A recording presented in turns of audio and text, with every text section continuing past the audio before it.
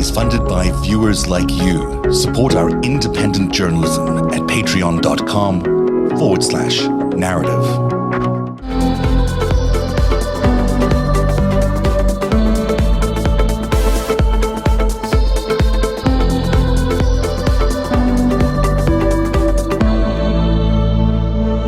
So the number one story is that Rudy Giuliani continues to be in a whole heap of trouble. And he really is in a whole heap of trouble. This is, to the outside observer, a FARA violation doesn't seem like it's that serious. But a FARA violation like this is actually quite serious, because when you're doing the bidding of another government and you're also the president's official lawyer and cybersecurity czar, it becomes a real conflict of interest when you're operating as a lobbyist at the same time. And that's why he should have registered for FARA. He didn't. Did you know that he was originally going to be the Secretary of State, right? That was his big ambition, was to be and he couldn't pass the security clearance. They basically ran the whole thing on him. They're like, no, you can't be that. And they tried a few other positions and none of them worked. So Trump ultimately gave him the cybersecurity advisor post, which is a decent post. Not that we've had one before, and not that Rudy Giuliani knows anything about cybersecurity, but nevertheless, he became the expert. In those first couple of years that they were in that job that he was in for the government, he made $14 million privately. Can you believe $14 million privately while working for the cybersecurity, being the cybersecurity czar for Donald Trump? A huge amount. Shouldn't be allowed, of course, but how exactly did he make that money? On Friday, I ran through the first set of circumstances, which was Lev Parnas and Igor Fruman, who many of you remember from the news. You remember these guys. No, these were basically, they supposedly were his clients, I guess. They were Rudy's clients, but in many ways, he was working for them.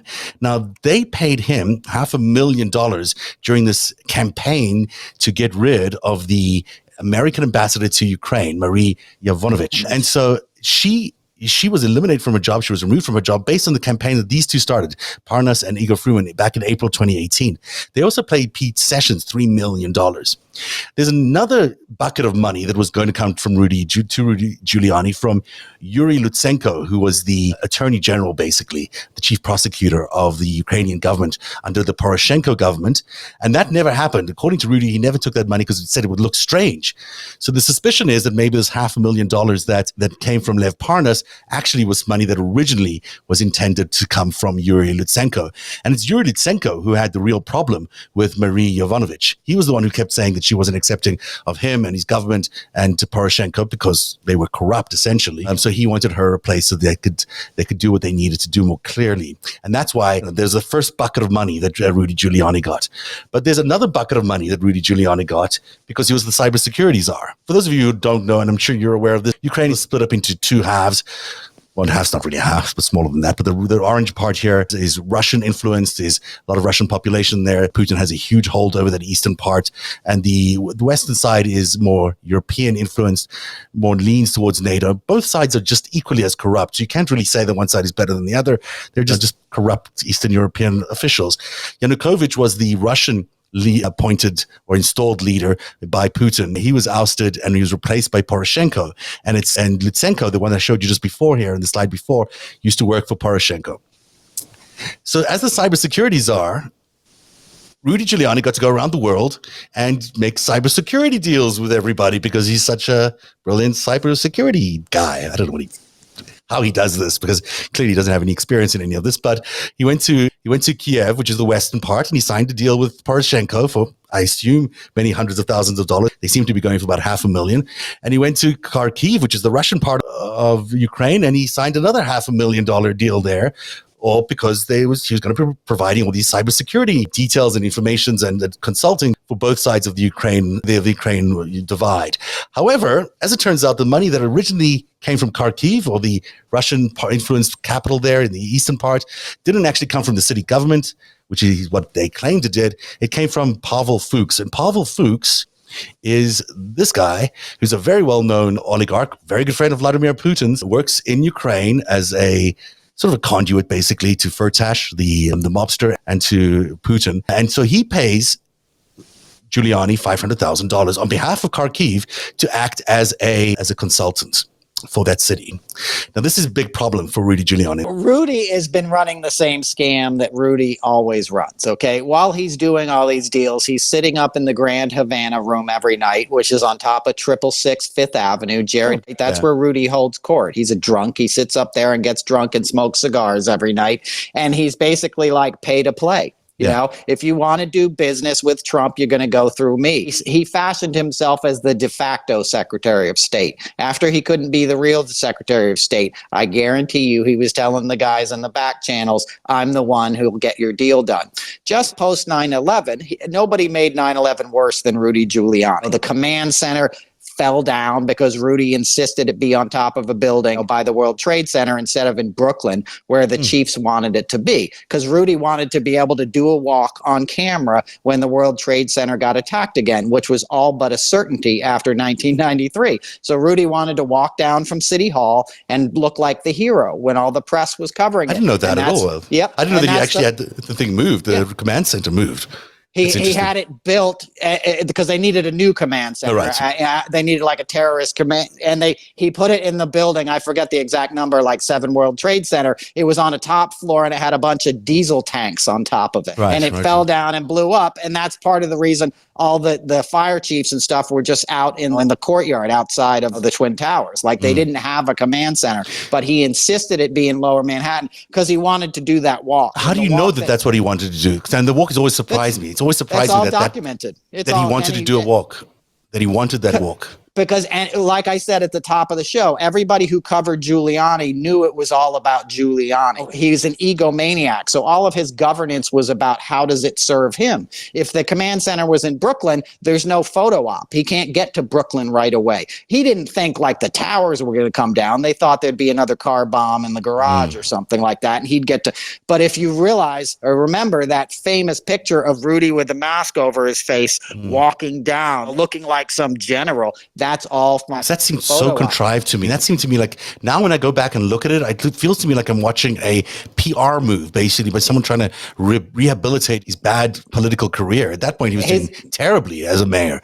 And suddenly everything turned around when he was able to like do that big march and commanding people and doing things in a way that seemed so, I just didn't seem like him. It just didn't seem like him.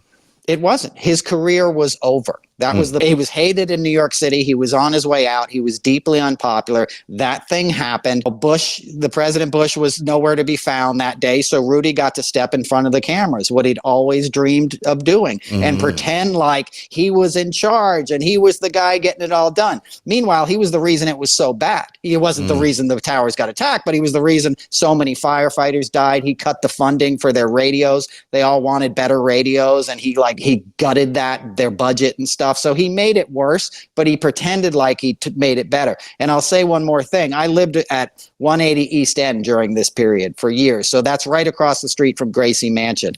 So when Rudy said the air is safe to breathe, like the next week he was like, yeah, it's safe to go back to work. You could smell the air. It was obviously not safe to breathe. Right. And I lived, 180 East End is the East End Avenue. It's right across from the East River.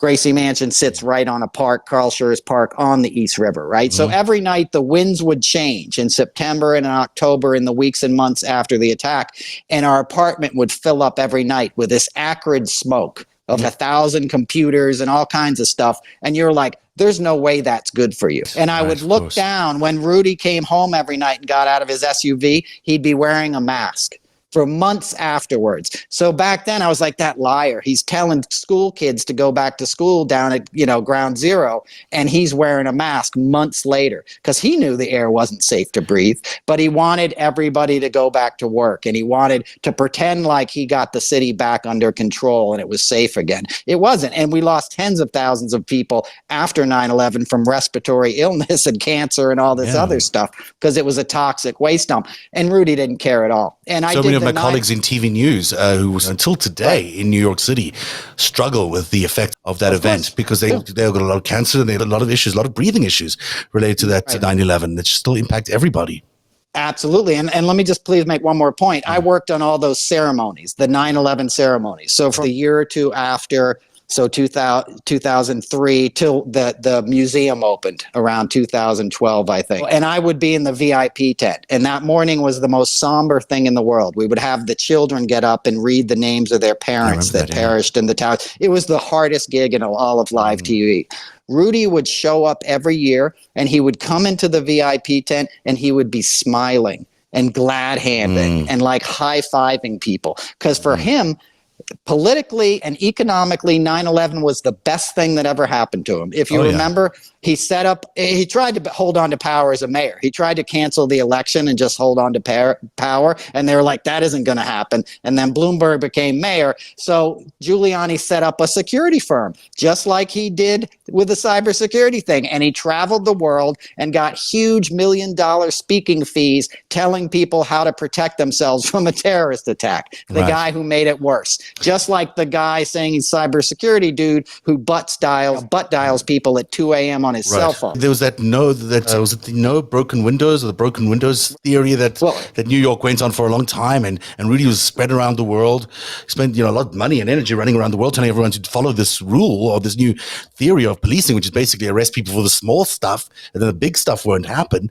It was all a lie. None of that actually turned out to be true. Like, it didn't actually have an impact on it crime. Did not. And exactly. And it wasn't even, it was Bill Bratton came up with that and Ray Kelly. And the reason he took credit for cleaning up the city. And it was actually a Port Authority police guy who decided they were going to treat black on black crime as seriously as they would treat crime on the Upper West Side. So if somebody got mugged on Central Park West, that was always a priority in New York City policing. They made it the same priority if somebody got mugged in Bushwick. And that is what cleaned up the city. And Giuliani had nothing to do. That was an internal policing thing that he just took credit for. Interesting. Really interesting. There's a lot more to be told about the Rudy Giuliani era as mayor, because it certainly feels to me like if it was choreographed, and we know some things now about 9/11 which we didn't know before, like the Saudi involvement in particular, it does raise a lot of questions about how much warning these guys had and whether there was a warning. Maybe there wasn't, but maybe there was. It certainly seemed like there was mob figures involved, the kind of people who may have gotten messages to Donald Trump and to Rudy Giuliani about what they were planning ahead of time. We won't find that out. Certainly not tonight, but there's certainly a lot of questions about how that whole thing unpacked itself on 9/11. But let's get back to what we're talking about tonight, which is this. So you've got this cybersecurity deals that he's running around the world, giving Kharkiv and Kiev these $500,000 deals. These guys are opposition people in Ukraine. And then Pavel Fuchs, Vladimir Putin's guy, is paying $500,000 on behalf of the Russian side for the cybersecurity consulting or whatever that is. This is like 2019, I think, when I first ran this little story. This is my reaction when I found this I was doing all this, the same mapping that I'm doing now. But back in 2019, it was just the time of the impeachment trial was going on. And I put together this little look at what I said was happening, or what I thought was happening between Rudy and all these other parties. Take a look. Ask, is Rudy Giuliani actually on the payroll of the Russian security services or of Vladimir Putin in his work that he's doing for Kharkiv at exactly the same time that he's negotiating all this other stuff on behalf of the President of the United States? In fact, he says he's working only for the President of the United States in the Ukraine. But when you ask Pavel Fuchs, as the New York Times did, Pavel Fuchs says quite bluntly, Rudy is a lobbyist for Kharkiv. Would you consider him a lobbyist for Kharkiv? It's important that you note that Rudy's not registered as a foreign agent. He's not on the FARA list for anybody.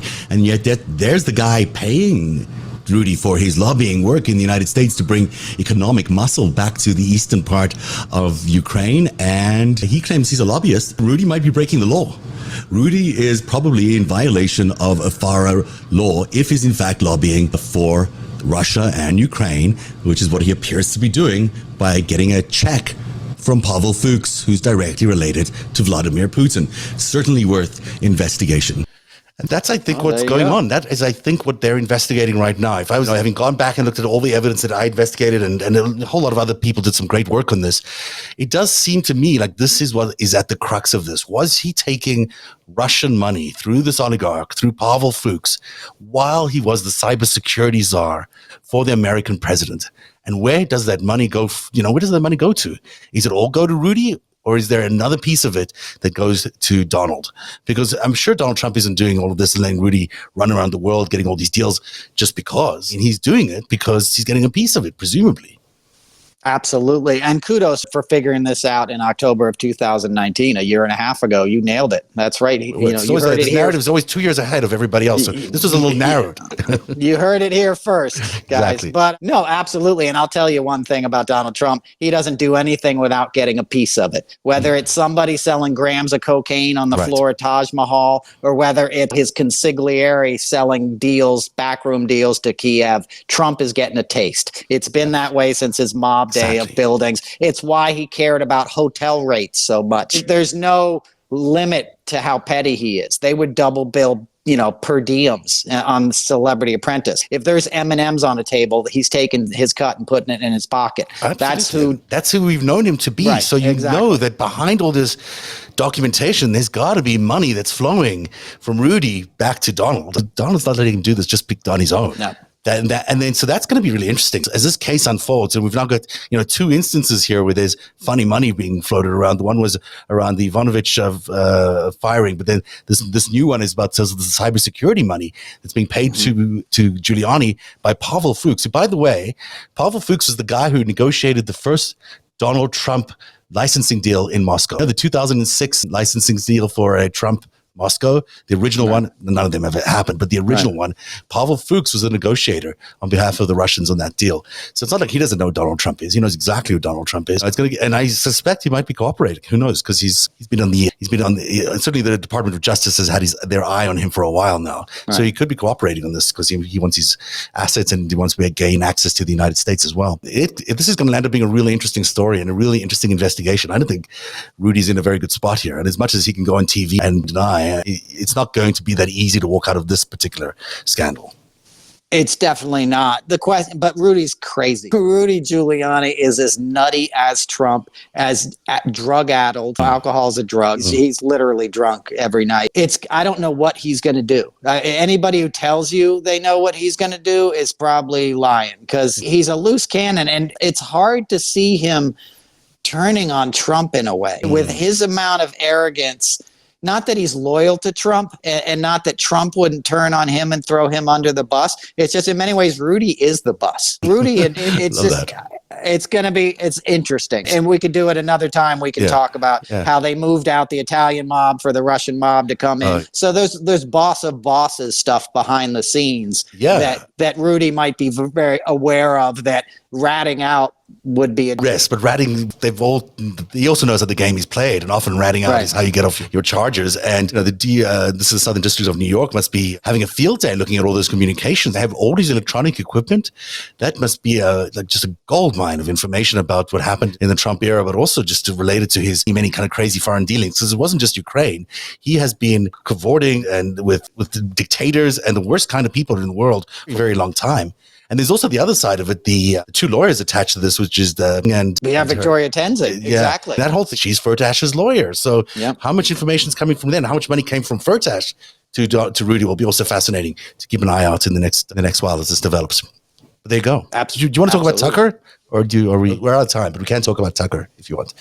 Well, Tucker's on his tirades every night, and he's dangerous. Tucker's been a schmuck his entire career, but I think he's making a play for sort of the next figurehead of the GOP, even though he's not in politics. That doesn't matter at this point. It matters who's getting the most attention and the most clicks. And Tucker's really nailed down the formula of nationalism, crazy anti-vax theories, and becoming the guy that everybody's talking about on Twitter the next day. Can't you believe what he said last night? Exactly. And having other anchors go on tirades against him. I'm not an anchor, but I've gone. He engenders that kind of visceral reaction that lends itself to sound bites. And there's no such thing as bad press when it comes to that kind of stuff. So Rupert Murdoch and the powers that be might be like, Tucker's our guy next time. They could be grooming him. You're absolutely right. He doesn't need to be doing this, as LB mentioned on the show last week. He's wealthy on his own. Does he have aspirations towards power? Absolutely.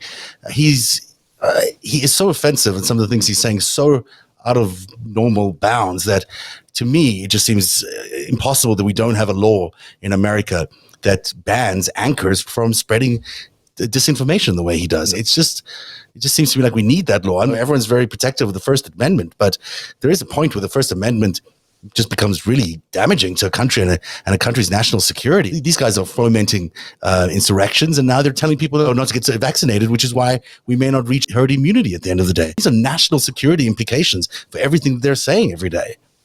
Absolutely. And it's all being directed by an Australian-born guy sitting on his super yacht, with his supermodel wife. And he's allowing this to happen, and people are going to die. People already died. There was another report that came out this week that Trump was the biggest spreader of disinformation. And had he told everybody to mask up and take it seriously, something like 500,000 lives would not have been lost. It was like 80% of the deaths could have been prevented if Trump had taken it seriously. But it was more important to appeal to the base. And like you just said, that's what Tucker's doing. He called President Obama a creepy old man last night. Obama's 58. Tucker's 51. Yeah, by all accounts, it's Tucker's tastes in women and the people he dates in D.C. is questionable. It's certainly maybe a lot more common between Gates and Tucker than we realize. So we'll see how that develops as well. Absolutely. We can do another show on that. But there's definitely, that's the other thing, is the compromise. We talked about Giuliani. We talked about Trump. These guys all have the same tastes. And when they get together in their depraved fraternity, they bring each other in on it. Like Matt Gaetz, for example, it came out that he was showing pictures of himself having sex and naked girls and stuff on the floor of Congress. He wasn't doing that saying, hey, look what I did last night. He was looking for the marks. He was looking for the guys who would say, hey, I'd like some of that. Just like a drug dealer would be like, I got some pretty good weed in my car. People missed that, but that's what that's about. It's getting more people in on the grift and in on the compromised behavior, because then you own them. Right. It really is like a cancer. Once they've got you, and then it spreads. It has to be rooted out. Noel, it's been fun. We did our first countdown show together, just the two of us. It was good times. Thanks for being on again. Thanks for having me. Good times. We'll see you here next week, Tuesday. And on Friday, the after show returns with LB and Greg Oliar. And I'll be back then. And until then, have a great night. Good night, everybody. Good night. Narrative is funded by viewers like you. Support our independent journalism at patreon.com/narrative.